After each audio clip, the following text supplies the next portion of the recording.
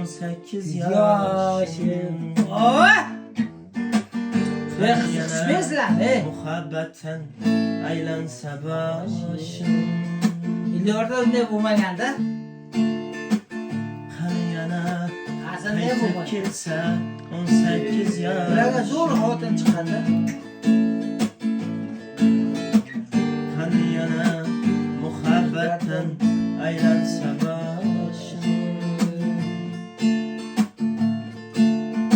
Sen ham qaytib kelarmisan ayt qalam qoshim.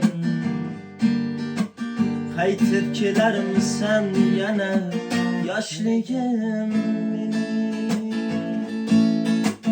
Qaytib kelarmisan yana yoshligim mening. La la la la la la la. La la la la la la la. La la la la la la la.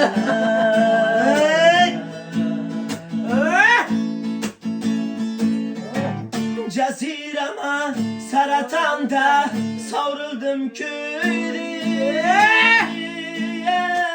Gah aldadım, gah aldandım, sürdüm söyleyim.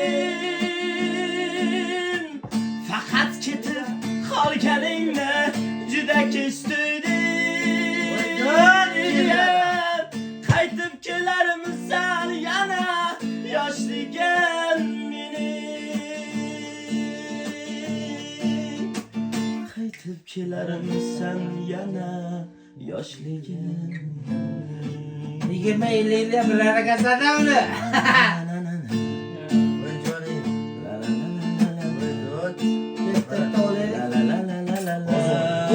Olam sizga boqib.